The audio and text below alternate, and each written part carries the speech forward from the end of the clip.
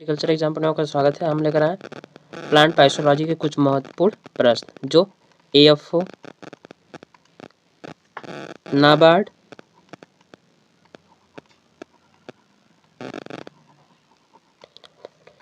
AO, JRF, SRF के entrance exam में हर वर्ष पूछे जाते हैं।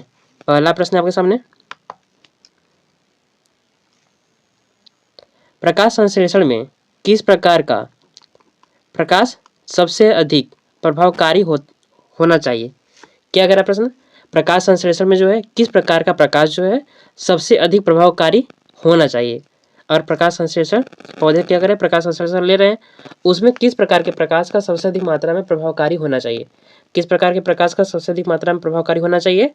सही आंसर ऑप्शन होगा option number D. Option number D, लाल रंग के प्रकाश का जो है सबसे अधिक मात्रा में प्रभावकारी होना चाहिए। सही answer option number D.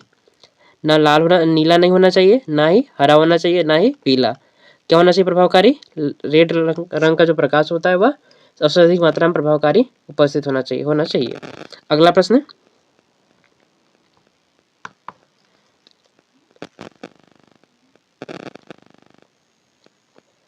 Malacophily उस परपरागण को कहते हैं। क्या कह रहा है प्रश्न? मेलेकोफिली जो है उस परपरागण को कहते हैं जो चिड़ियों द्वारा होता है। ऑप्शन नंबर बी, चमगादड़ों द्वारा होता है। ऑप्शन नंबर सी, घोंघे एवं सपुंगों द्वारा होता है। ऑप्शन नंबर डी, हवा द्वारा होता है। क्या कह रहा है? मेलेकोफिली जो है परपरागण जो है किसके द्वारा होता है? एक तरह सबसे सरल शब्दों में क्या कह सकते हैं, मेलेकोफिली जो परपरागण होता है वह किसके द्वारा परपरागण होता है? मेलेकोफिली जो परपरागण वह किसके द्वारा होता है? सही आंसर होगा संभव, क्या होगा आंसर? ऑप्शन नंबर सी, घोंघे एवं सपुंगों द्वारा होता है। मेलेकोफिली जो परागण होता है वह किसके द्वारा होता है? घोंघे एवं सपुंगों द्वारा होता है। अगला प्रश्न, क्लोरोफिल का मुख्य तत्व। क्या करा प्रश्न? क्लोरोफिल का जो है मुख्य तत्व है। क्या है मुख्य तत्व क्लोरोफिल का? ऑप्शन नंबर ए करा लोह। Option number B, manganese. Option number C, magnesium. Option number D, तांबा। क्लोरोफिल का जो मुख्य तत्व होता है, क्या होता है मुख्य तत्व? सही आंसर होगा संभव,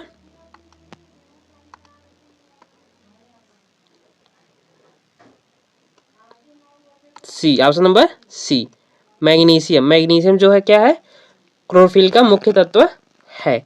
सही आंसर संभव सी। अगला प्रश्न, कोशिका की खोज। क्या कर रहा है? कोशिका की खोज सर्वप्रथम किस वैज्ञानिक ने की थी? क्या कर रहा है?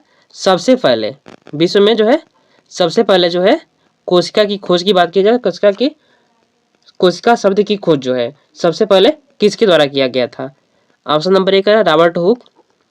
Option number B, Robert Brown. Option number C, Leeuwenhoek. Option number D, Darwin. सही आंसर होगा संभव, क्या होगा? जो सबसे पहले कोशिका की खोज किया गया था, कोशिका नाम का जो खोज किया गया था वह सबसे पहले किसके द्वारा किया गया था? सही आंसर संभव A. Option number A, Robert Hooke के द्वारा किया गया था। सही आंसर संभव ए। अगला प्रश्न,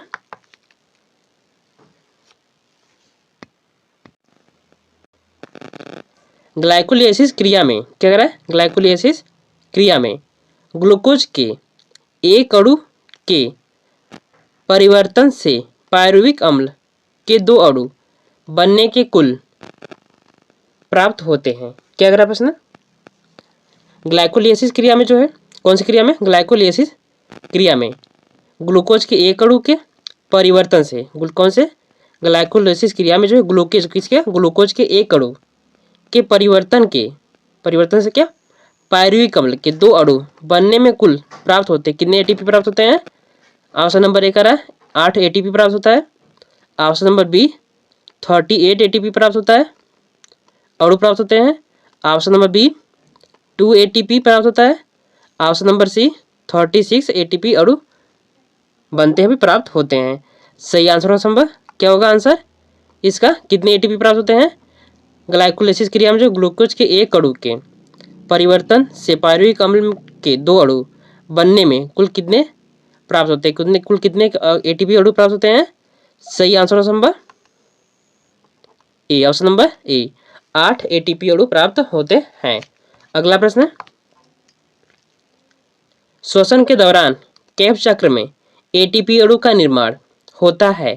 क्या अगला प्रश्न, श्वसन के दौरान जो है कैफ चक्र में एटीपी अणु का निर्माण होता है। कितने एटीपी अणुओं का निर्माण होता है श्वसन के दौरान कैफ चक्र में?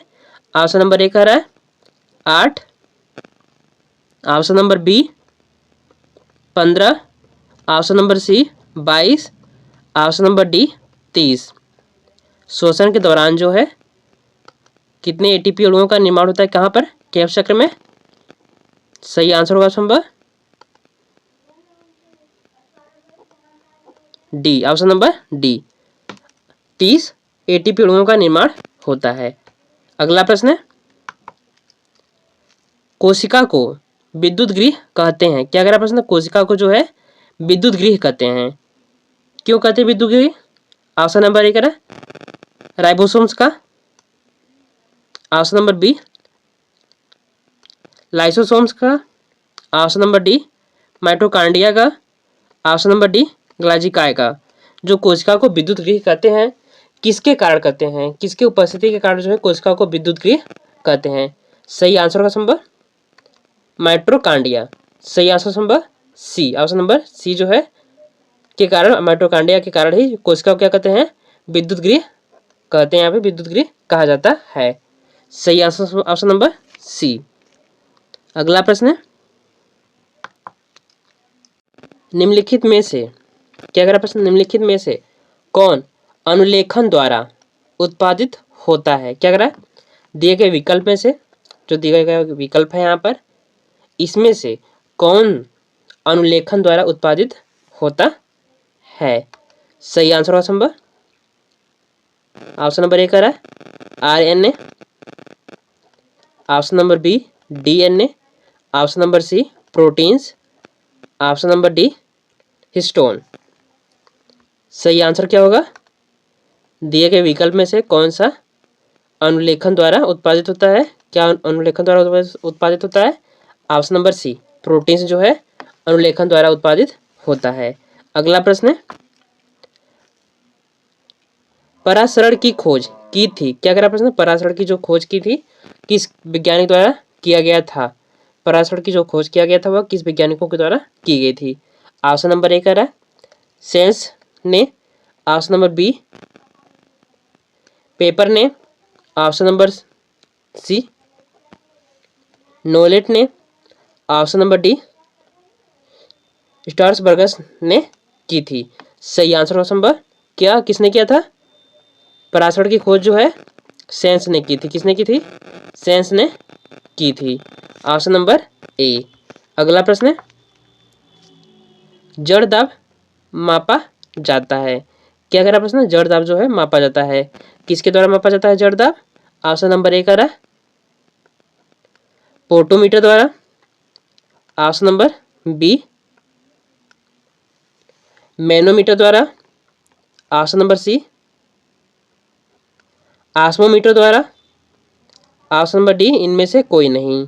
जो जड़ दाब मापा जाता है किसके द्वारा जड़ दाब मापा जाता है? सही आंसर होगा नंबर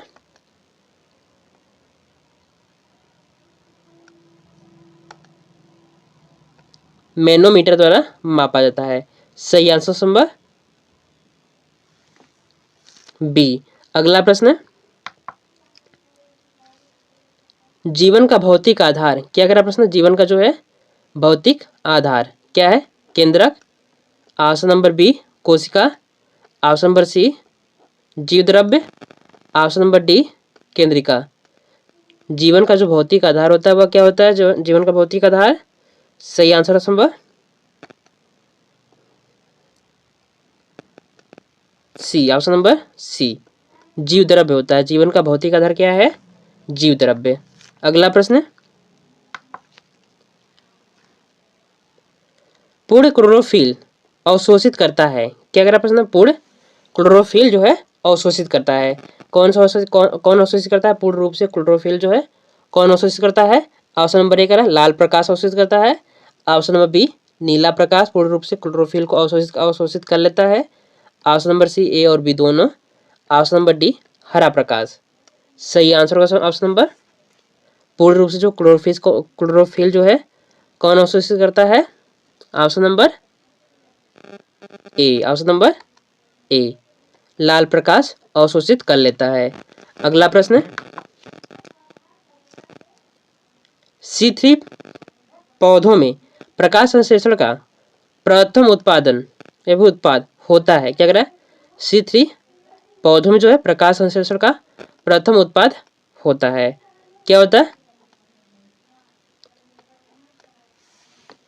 ऑक्जेलो एसिटिक अम्ल।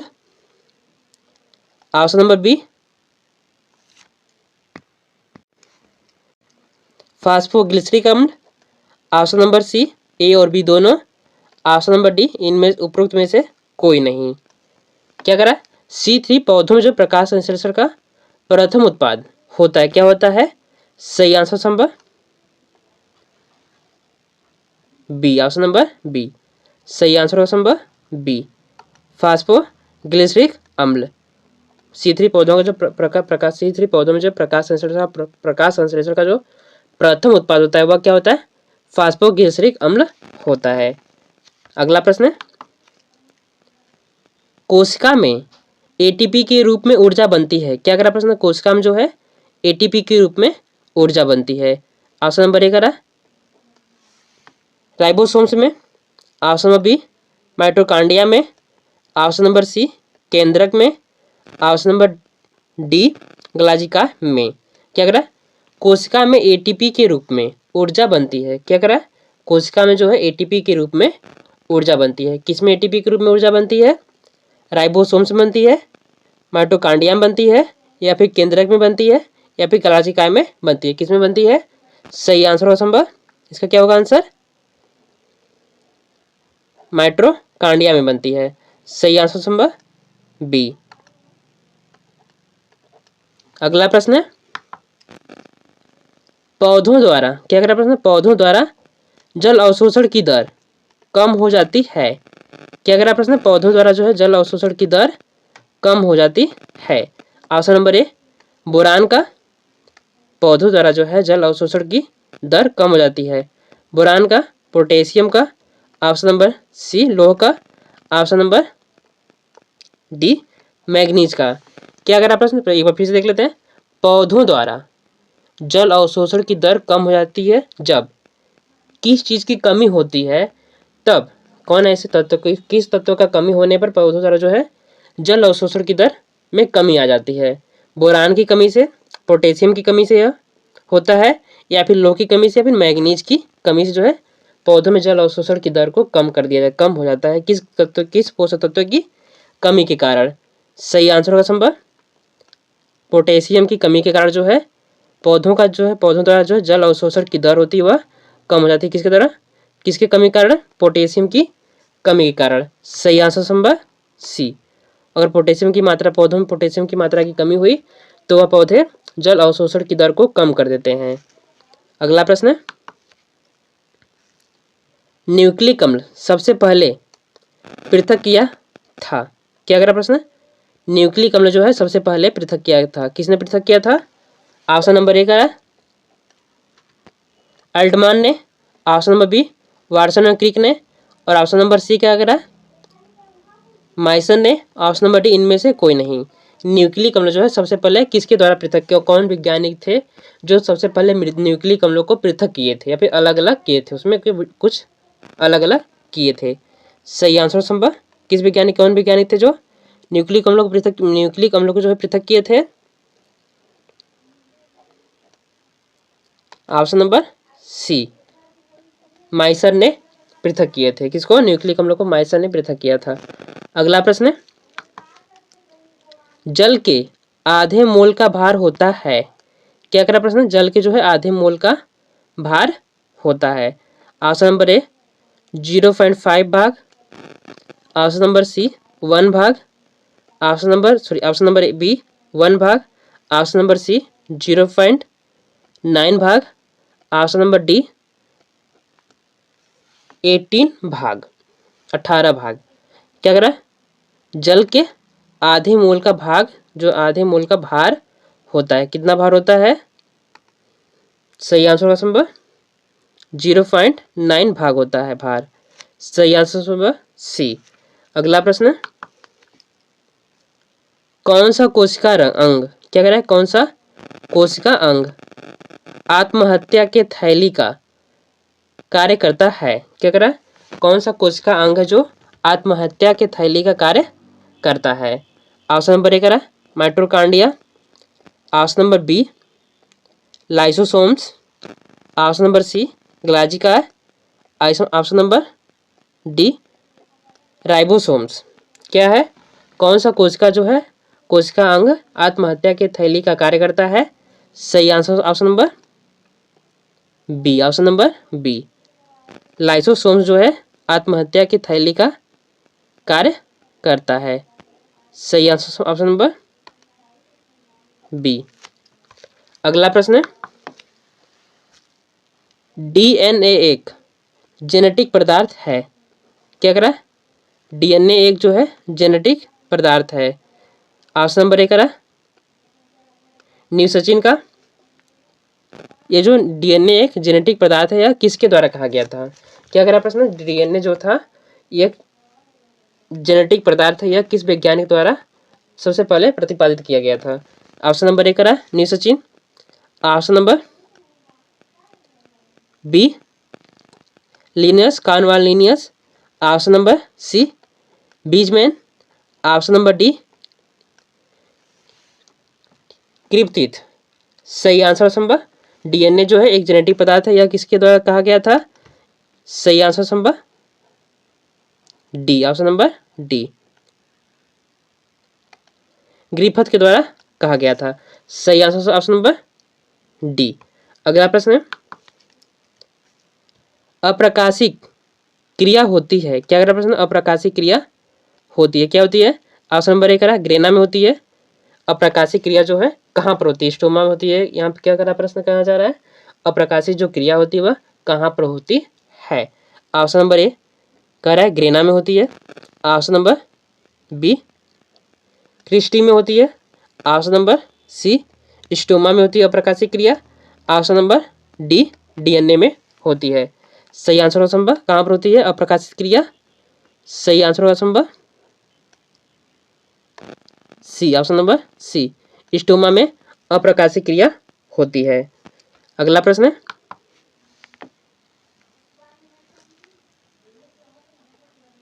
इनवर्स उपज नाइट्रोजन नियम प्रस्तावित किया था, क्या कह रहा है प्रश्न, इनवर्स उपज नाइट्रोजन नियम जो है प्रस्तावित किया था, किस वैज्ञानिक द्वारा जो है इनवर्स उपज नाइट्रोजन नियम प्रस्तावित किया गया था, किस वैज्ञानिक द्वारा। ऑप्शन नंबर ए कह रहा है विलकॉक्स के द्वारा, जेबी लिविंग के द्वारा। ऑप्शन नंबर सी कह रहा है मिचलिक के द्वारा। ऑप्शन नंबर डी मैसी के द्वारा। इनवर्स नाइट्रोजन उपज नियम जो है किसके द्वारा प्रस्तावित किया गया था। सही आंसर हो संभव सी, ऑप्शन नंबर सी मिचलिंग के द्वारा किया गया था। मिचलिंग के द्वारा जो है इनवर्स नाइट्रोजन नियम प्रस्तावित किया गया था। अगला प्रश्न, निम्नलिखित में से क्या अगला प्रश्न, निम्नलिखित में से कौन सा प्रोटीन या फिर प्रोटॉन संश्लेषण का स्थल है, क्या कह रहा है, कौन सा प्रोटॉन संश्लेषण का प्रोटीन संश्लेषण का स्थल है। निम्नलिखित दिए गए विकल्प में से कौन सा प्रोटीन संश्लेषण का मुख्य स्थल है। सही आंसर संभव एक रहा ribosomes. Option number B tRNA. Option number C mRNA. Option number D rRNA. क्या है दिए गए विकल्प में से कौन सा प्रोटीन संश्लेषण का स्थल है। सही आंसर संभव क्या होगा, ऑप्शन नंबर ए राइबोसोम्स। अगला प्रश्न है, स्टोमा और ग्रेना भाग है, क्या कह रहा प्रश्न, स्टोमा और ग्रेना जो है भाग है, न्यूक्लियस का भाग है। ऑप्शन नंबर बी माइटोकॉन्ड्रिया का भाग है। ऑप्शन नंबर सी हरित लवक का भाग है। ऑप्शन नंबर डी लाइसोसोम्स का भाग है। जो स्टोमा और क्रेना जो है किसका भाग है? न्यूक्लियस का भाग है, माइटोकांड्रिया का भाग है, हरित लवक का भाग है, अभी लाइसोसोम्स का भाग है। कि कौन किसका भाग है? सही आंसर होगा संभव हरित लवक का भाग है। किसका भाग है? हरित लवक का भाग है। अगला प्रश्न है, लाइसोसोम शब्द सर्वप्रथम दिया था। क्या कह रहा प्रश्न? लाइसोसोम शब्द जो है सबसे पहले दिया गया था। किसके द्वारा दिया गया था? किस वैज्ञानिक द्वारा सबसे पहले प्रयोग किया गया था लाइसोसोम शब्द?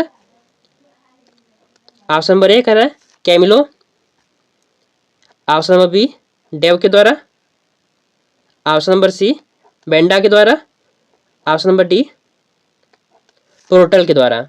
किस वैज्ञानिक द्वारा दिया गया था लाइसोसोम शब्द जो है सबसे पहले किसके द्वारा दिया गया था? सही आंसर होगा संभव B, option number B Dave के द्वारा जो है सबसे पहले लाइसोसोम शब्द का प्रयोग किया गया था। अगला प्रश्न है, माइटोकांड्रिया शब्द क्या कह रहा है?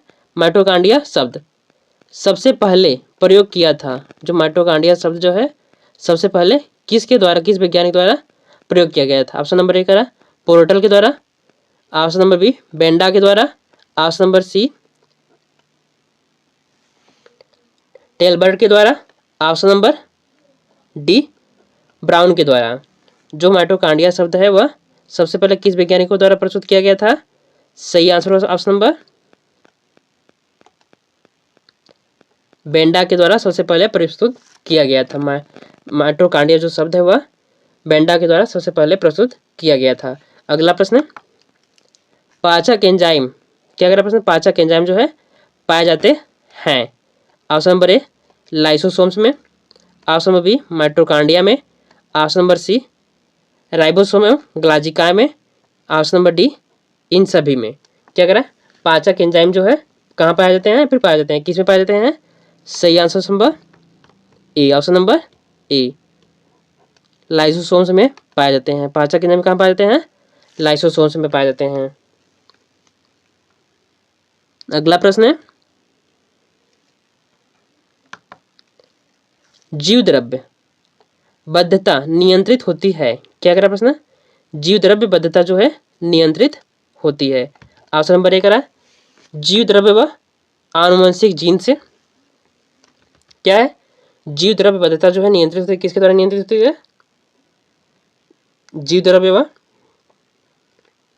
आनुवंशिक जीन से नियंत्रित होती है। ऑप्शन नंबर ए करा option number B plasma gene से नियंत्रित होती है। ऑप्शन नंबर सी केंद्रक जीन से, ऑप्शन नंबर डी उपरोक्त सभी से। जीव द्रव्य बद्धता जो है नियंत्रित किससे होती है? सही answer option number B, option number B plasma gene से नियंत्रित होती है। Option number B. अगला प्रश्न है, एटीपी संश्लेषण प्राप्त होता है। क्या करा प्रश्न? एटीपी संश्लेषण जो है प्राप्त होता है। ऑप्शन नंबर ए करा क्लोरोप्लास्ट में, ऑप्शन नंबर बी माइटोकांड्रिया में, ऑप्शन नंबर सी ए और बी दोनों में, ऑप्शन नंबर डी न्यूक्लियस में। क्या करा एटीपी जो है प्राप्त होता है। किसमें प्राप्त होता है एटीपी जो है? सही आंसर संभव